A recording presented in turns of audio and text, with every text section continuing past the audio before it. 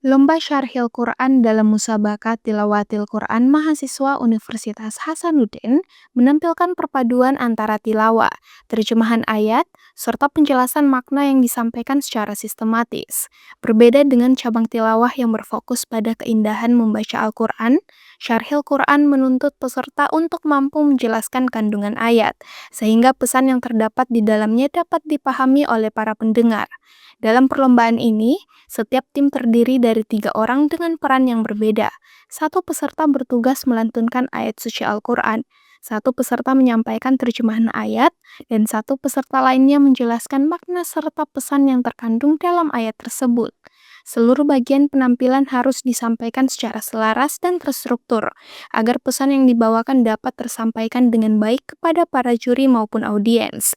Untuk itu, kekompakan tim sangat diperlukan. Dan di tahun 2026 ini, kekompakan tim itu ditunjukkan oleh Alia Nyala Syarifah, Najmul Jannah, dan Siti Asma Hashim yang meraih juara pertama Syarhil Quran. Ketiganya mempersiapkan diri untuk mengikuti lomba sejak jauh hari. Mahasiswa Fakultas Kedokteran Gigi, Fakultas Kesehatan Masyarakat, dan Fakultas Pertanian ini mengaku persiapan yang dilakukan lebih intens lantaran mereka bertiga tinggal di satu asrama. Selain itu, pengalaman mengikuti lomba di tahun sebelumnya juga menjadi pelajaran berharga bagi mereka.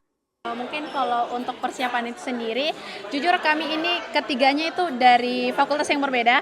Saya sendiri dari FKM, terus yang sari tilawahnya itu dari FKG, sama khususnya tilawah kami ini itu dia dari pertanian. Kalau untuk persiapannya, sebelum itu posternya keluar, MTQ itu, kami memang sudah persiapkan timnya beberapa minggu dan kami memang sudah latihan untuk mempersiapkan lomba ini.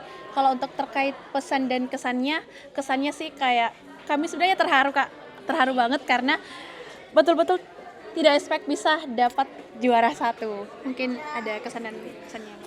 Jujur kalau saya sendiri itu kan saya dan Amul ini sudah pernah ikut tahun lalu dan sayangnya qadarullah kami belum dapat juara dan memang pada saat itu kami niatkan di tahun ini kita akan menjadi yang lebih baik dan akan mendapatkan juara dan alhamdulillah iya.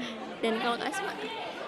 Kalau saya sendiri sebenarnya sudah pernah ikut juga sebelumnya, di tahun pertama, tapi di tahun kedua, tidak sempat ikut karena, ada halangan yang tidak memungkinkan untuk ikut. Tapi di tahun ketiga dan alhamdulillah bisa setim sama mereka dan merasa bangga sekali bisa setim sama mereka karena, dan bisa mendapatkan juara juga, alhamdulillah. Dan sekedar informasi juga Kak, sebenarnya kami bertiga ini tuh satu asrama. Jadi kami dari satu beasiswa yang sama, itu namanya Break Scholarship. Jadi kita satu rumah. Jadi latihannya itu, persiapannya itu bisa malam dan kapanpun itu. Karena kami memang serumah ya, seatap semua. Jujur persiapan timnya itu sudah dari lama tapi latihan dengan baiknya itu kita baru jalan 3 hari. 3 hari.